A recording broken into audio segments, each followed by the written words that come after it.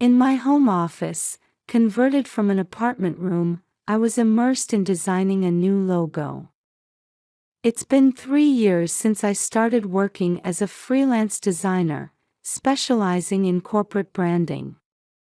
While clients praise my work, it's not enough to fill the void in my heart. Next to my desk sits a photo of my daughter, April. Her 12-year-old face beaming with a bright smile. Every time my eyes drift to that photo during work, I'm struck by an overwhelming sense of loss. The white-themed room has erased all traces of what was once a child's bedroom. Work tools arranged meticulously, clothes folded neatly, floors spotless. This almost obsessive cleanliness has been my habit since that day. The same goes for my monthly visits to the cemetery on the 15th. Though no one forces me to go, I can't bring myself to miss it.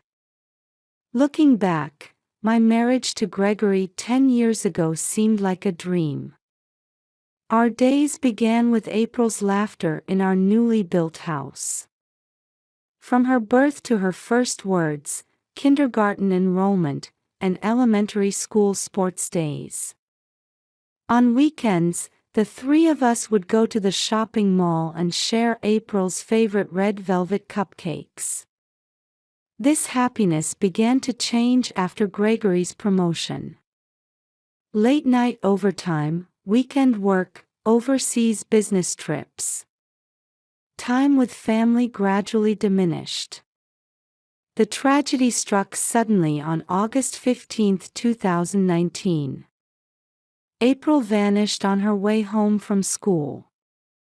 The police investigation revealed everything: her usual route home, parting with friends, her subsequent movements. The security camera captured her last moments crossing the crosswalk. We posted flyers all over town and continued searching with volunteers. 3 days later, they found her shoe and blood traces near the river. When I heard the DNA test results, something broke inside me irreparably. The death declaration came a year later, ending my relationship with Gregory too. He tried to bury his grief in work, while I chose to pursue the truth. When we should have supported each other, we faced different directions. Now, I try to find purpose in my design work. Client meetings, chasing deadlines. These are necessary rituals to keep me grounded in reality. But something, call it maternal instinct, keeps screaming deep inside my heart. The strange feeling from that day, the unnatural circumstantial evidence, and the hope that never fades. That's why I keep standing at April's grave every 15th of the month. As I stare at her name carved in stone, I continue seeking answers to what this mother's intuition means. The autumn leaves cast dappled shadows on the quiet cemetery. On this chilly October morning, I was making my usual monthly visit to April's grave. Thin clouds drifted across the sky, and occasional cold winds stirred the fallen leaves. In my hands, I held a bouquet of pink gerberas, her favorite flowers. The elderly florist always picks out the best blooms, saying, "These are the colors April loved." My footsteps on the cemetery's stone path echo strangely in the silence. Faint birdsong and distant traffic sounds float through the air. The path to April's resting place is lined with autumn-colored trees, as if guiding me forward. I trace the words, "Beloved daughter April," carved on the gravestone, as I always do. While carefully wiping the stone with a soft cloth, I speak to my daughter. "Mama's here again today." Deep sorrow wells up with those words. My distorted reflection shows in the stone's surface as I wipe it. You know, April, I made toast with strawberry jam this morning, your favorite. When I smelled the bread toasting, I could almost hear you running in saying, "That smells so good." My voice trembles. The lady at the ice cream shop you used to visit on your way home from school still remembers you. She asked, "How is that lovely young lady doing?" I arranged the fresh flowers in the cleaned gravestone vase, replacing the old ones and changing the water. The morning sun shines through the small vase, making the water sparkle. These repeated monthly actions have become my ritual. My hands move with deep love as I work silently. The grief of losing my daughter hasn't diminished at all in these 5 years. If anything, as time passes, I feel the magnitude of her absence more acutely. That's when I noticed something was different. There was something white visible behind the gravestone. At first, I thought it was just paper blown by the wind, but looking closer, I saw it was an envelope. It was wedged in securely. This wasn't something that had landed there by chance. Someone had deliberately placed it there. I caught my breath. What was this strange feeling? The back of the gravestone, a place I never look at normally. Why had my eyes been drawn there today? As if something was guiding me. My hands are shaking. This envelope, who? I look around, but there's no one in sight in the early morning cemetery. Only the sound of wind breaks the silence. My fingertips feel ice cold as they touch the envelope. A chill runs down my spine. This is a premonition that something big is about to change. The daily routine that hasn't changed in 5 years feels like it's about to crumble. This intuition makes my whole body tremble. Taking a deep breath, I slowly remove the envelope. There's nothing written on the outside. A pristine envelope without a single crease. My hands shake uncontrollably as I try to open it. My heart pounds so hard I can hear my pulse in my ears. But there's no turning back now. When I break the seal, a single photograph falls out. At first, I couldn't comprehend what I was seeing. My mind refused to accept the reality before my eyes. The photo shows April. Unmistakably, my daughter. But this isn't her from 5 years ago. She's grown taller, with longer hair. While retaining traces of her younger self, she's clearly matured. Wearing a simple white dress, with the same smile as before. And most crucially, the date on the photo, just 1 week ago. On the back, in my daughter's familiar handwriting, "To Mom. I am alive." Each stroke of that handwriting shakes my heart violently. April's distinctive way of writing. There's no mistake, these are her letters. The photo slips from my hands. My knees nearly give out, and I have to lean against the gravestone for support. April is alive. My voice sounds distant, as if coming from far away. It feels like a dream, a moment devoid of reality. Strength drains from my entire body. Still, I desperately try to grasp the reality before me. Is this real, or is it a hallucination born from grief? I try to understand the situation with my confused mind. Is the photo real? Is this a cruel prank? But that handwriting is undeniably April's. The maternal intuition I've trusted for 5 years screams that this is the truth. Various thoughts swirl in my head. Standing up on trembling legs, I look around once more. Is anyone watching, monitoring? This discovery can't be known. Yes, I can't go to the police right away. If April really is alive, my actions might put her in danger. From years of experience, I know the police won't act quickly. Stay calm. I need to think calmly.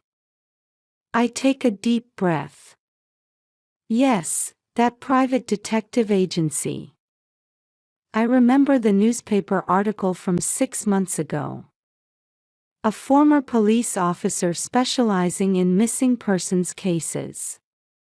In his eyes, as shown in that article, I saw a strong determination to pursue the truth. He would understand this situation. Carefully placing the photo in my bag, I look once more at April's name. I'll find you, I promise. This time, I'll protect you no matter what. With those words of promise, new hope and anxiety churned violently in my chest. Even after leaving the cemetery, my hands wouldn't stop shaking, and my fingers gripped the steering wheel with painful force. April's message. It was about to change my life dramatically. I took out my smartphone and opened the newspaper article I'd saved 6 months ago. Former detective leads resolution of complex disappearance cases. I entered the detective agency's address into my car's navigation system. The office was located slightly outside the city center. 5th floor of an aging office building. A simple nameplate reading, Tom Riley Detective Agency, was the only indication of what lay behind the door. When I opened it, a faint coffee aroma wafted out. After being shown to the reception room, I waited for 10 minutes. The well-worn leather sofa quietly embraced my tension. The photo in my handbag felt hot enough to burst into flames. Sorry to keep you waiting. I turned toward the low, calm voice to find a middle-aged man with a gentle expression standing there. Tom Riley. A veteran detective with 15 years of police experience. His deep-set eyes held a sharpness that could see through to the truth. Later, he told me he left the police force because he questioned the limitations of its rigid organization. May I hear your story in detail? He asked, offering me a steaming cup of coffee. With trembling hands, I took out the photo and letter from my bag. Every movement was accompanied by deep tension. This might be my last chance. That thought dominated my entire being. This is a photo of my daughter who went missing 5 years ago, I said, handing over the evidence, which he carefully examined wearing white gloves. The police declared her dead, but I found this behind her gravestone this morning. My voice shook with tension as I tried to control my emotions. Riley held the photo up to the light, thoroughly examined the glue residue on the envelope, and carefully observed the handwriting. His meticulous work revealed his experience as a former investigator. He chose his words carefully, observing minute details under a special light. I believe this is my daughter's writing. He nodded deeply at my words. This case has been bothering me for a while. I've read the investigation records from back then. There are too many unnatural points. My heart raced at his words. Finally, someone understood my suspicions. Contact with Gregory was handled with extreme caution. Direct contact was avoided while Riley began gathering information from the periphery. His investigation methods were thorough. Security camera footage, bank transaction records, phone records. He was approaching the truth from 5 years ago from every angle. There was nothing unnatural about his behavior. However, Riley showed me a photograph. The monitor displayed an image of Gregory talking with a woman. It was surveillance camera footage enhanced through advanced image processing. This is Vanessa Clark. She joined his company as a subordinate 5 years ago. I caught my breath. Indeed, Gregory's behavior had started to change just before the disappearance, right after she appeared. Perfect appearance and fashion sense. Model-like figure. And a mysterious charm that captivated those around her. Riley's investigation turned toward Vanessa's past. She held yoga instructor credentials and taught alongside her corporate career. Her social media was filled with posts showing a sophisticated lifestyle. But beneath that perfect surface lurked inexplicable shadows. There are regular large deposits to her bank account, separate from her salary. The sources are routed through multiple personal accounts. The file marked "Investigation Report" detailed these unnatural transactions. The money transfer routes were so expertly concealed that even professional eyes would find them difficult to trace. As they unraveled the layers of fake accounts, there was a decisive discovery. Martha Johnson, Vanessa's aunt. She lives with her husband Richard in a small town in Oregon. And their account matches one of the sources of transfers to Vanessa.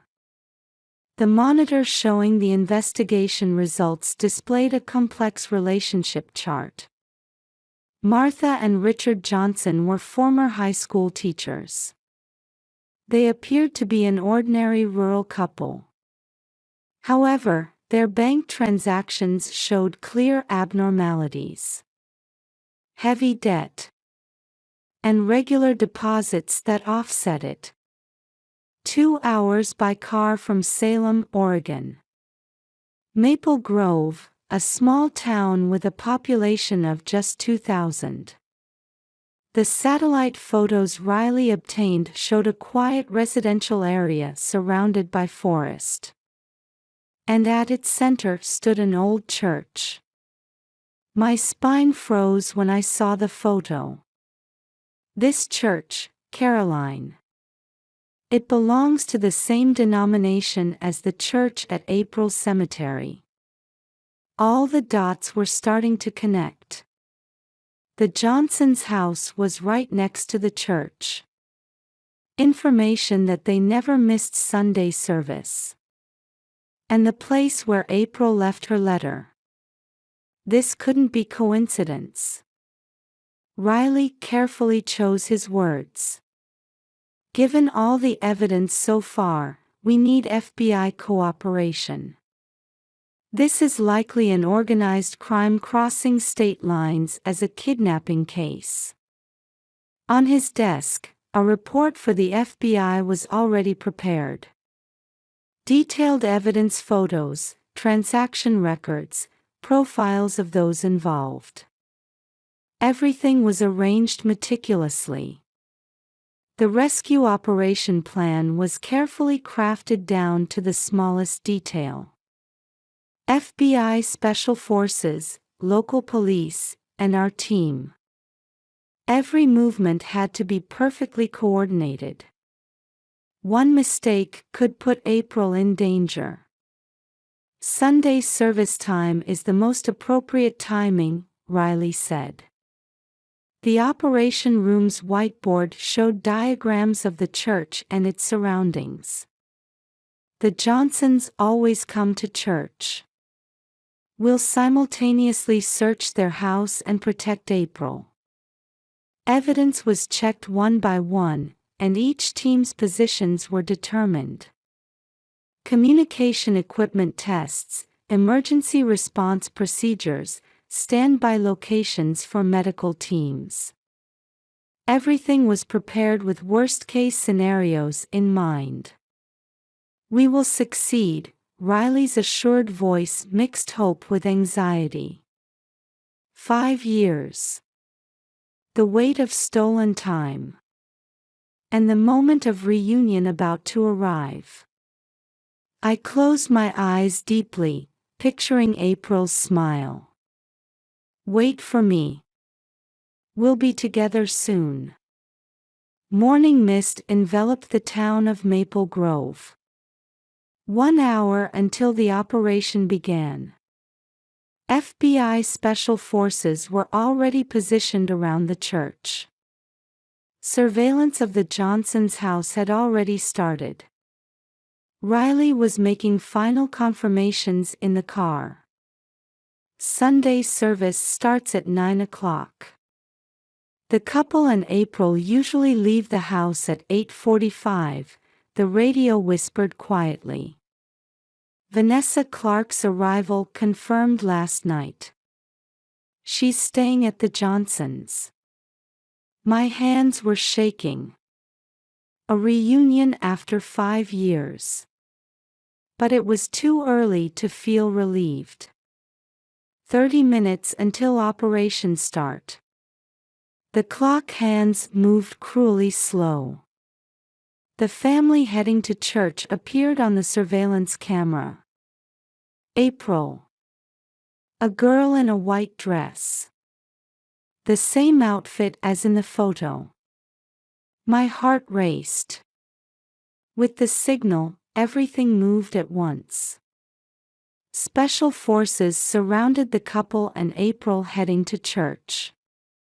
Simultaneously, another team rushed into the Johnsons' house to secure Vanessa. April was quickly protected by a female FBI agent and taken to a waiting car. The couple was restrained before they could resist. And Vanessa's eyes, as she was led out of the house, showed an abnormal gleam. April. Give me back my precious daughter. Her scream echoed through the town. Her voice dripped with obsessive madness. Everything was over in 10 minutes, exactly as planned. I hurried down the hospital hallway. Under the accompaniment of a psychological counselor, I was permitted to reunite with April. I hesitated for a moment at the private room door. After crossing 5 years of time, this moment felt unreal. Then, hurried footsteps echoed. Caroline. I turned to find Gregory standing there. His appearance was different from what I remembered. Gone was the dignified corporate executive I knew. His shirt was disheveled, his eyes bloodshot. Is it true they found April? His voice trembled. 5 years ago, our daughter's disappearance led us to choose different paths. He escaped reality by immersing himself in work, while I continued pursuing the truth. That gap eventually grew too wide to bridge. Gregory stopped at the hospital room door. Do I have the right to see her? His whisper contained 5 years of regret. Back then, he had hired and promoted Vanessa as his subordinate. The fact that he had unwittingly trusted the woman who took our daughter weighed heavily on him. When we opened the door, we saw a girl sitting by the window. When she turned toward us, time seemed to stop. Mom. A thin voice. But unmistakably April's voice. Mother and daughter embraced. No words were needed. Only tears flowed as our trembling bodies confirmed each other's existence. April caught her breath slightly when she saw her father. Dad. At that word, Gregory's dam burst. He knelt before his daughter, choking on his words. I'm sorry. I'm so sorry.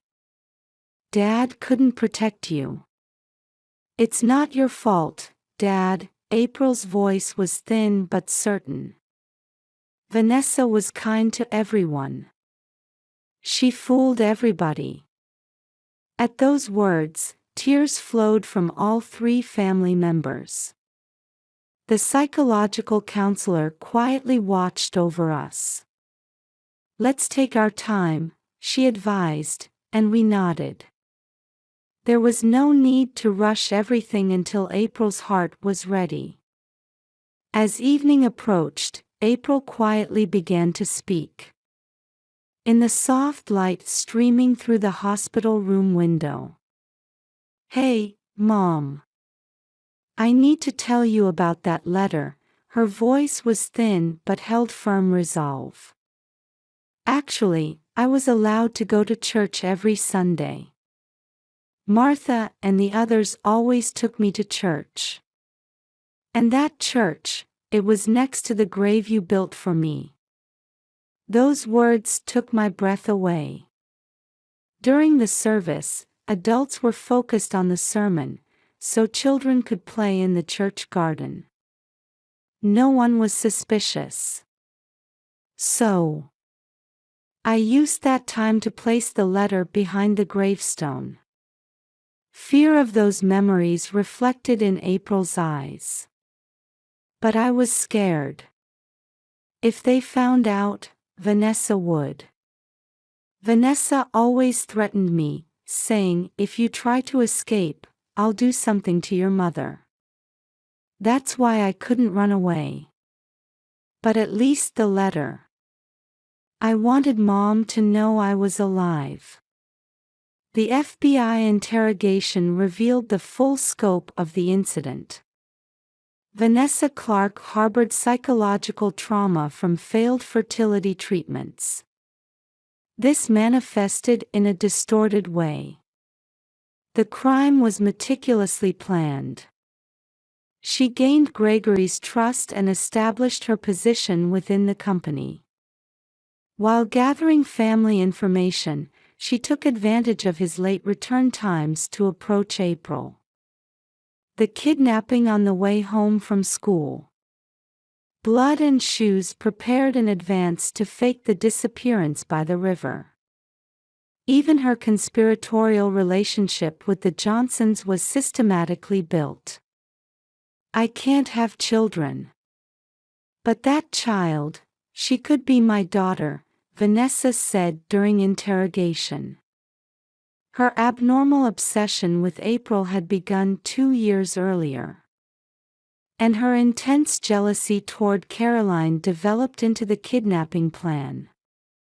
The Johnsons' motives were more practical. Heavy debt. A tempting proposal from Vanessa. Establishing a new identity using their experience as former teachers.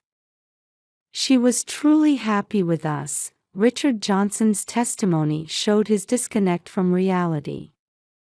As all the truths came to light, a new determination grew in my heart. We would slowly fill in this 5-year void. April's recovery would still take much time. But I would never let her go again. Gregory, stroking April's hair with trembling hands, vowed never to lose his precious family again. The 5-year void won't be easily filled. But this reunion might be a new beginning. The setting sun through the window gently embraced the three of us. Soft spring sunlight streams into the living room. April continues her peaceful conversations with Lisa, her psychological counselor. The twice-weekly sessions gradually heal her emotional wounds. Nights of anxiety waves are still not uncommon. But sleeping in her mother's arms has become the best therapy. "How's the new school?" I ask, and April gives a small nod. "Everyone's kind. The teachers work at my pace too." During the transfer procedures, the principal showed deep understanding. A support system with homeroom teachers and the school nurse was established for her as a student needing special care. My freelance design work is mostly done from home. I meet deadlines while watching over April.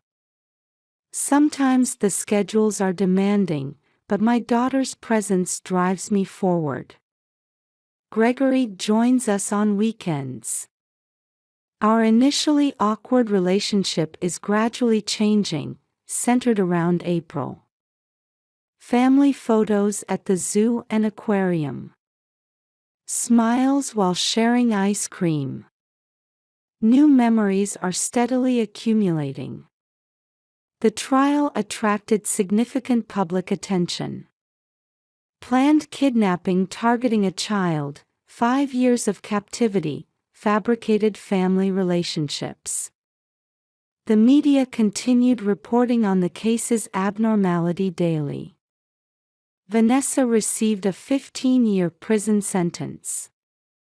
In court, she maintained until the end that she was just protecting my beloved daughter. Her distorted love and obsession became subject to psychiatric evaluation. The Johnsons received 8-year sentences as accomplices. While settlement payments were ordered, given their financial situation, full recovery seems unlikely. Gregory voluntarily increased child support payments. "This is my natural responsibility." After the incident, his attitude changed dramatically. He revised his work-centered lifestyle to prioritize family time. Our family's experience created ripples through society via the media. Consultations from families who suffered similar damage have begun to increase. "Hey, Mom," April spoke up one day with a serious expression. "You know, I want to become a psychological counselor in the future." Those words brought tears to my eyes. She continued, "Like Ms. Lisa, I want to help people who are suffering." That determination showed me a new path as well. Establishing a victim support organization. Support activities for families with similar experiences. Giving back our experience to society. Gregory too has begun exploring ways to provide support from a corporate position. Sunday church visits have now become healing time. The place of painful memories has begun to take on new meaning. April participates in the choir, her clear voice resonating. While watching her, I offer deep prayers of gratitude. And every month on the 15th, we visit the cemetery together. It's no longer a place of sorrow. April smiles while holding her bouquet. This is the place that delivered my message to Mom. While arranging fresh flowers at the gravestone, we talk together. Accepting everything, past pain and future hope. The evening sun casts gentle shadows on the gravestone, quietly embracing mother and daughter. Tomorrow, a new day will begin.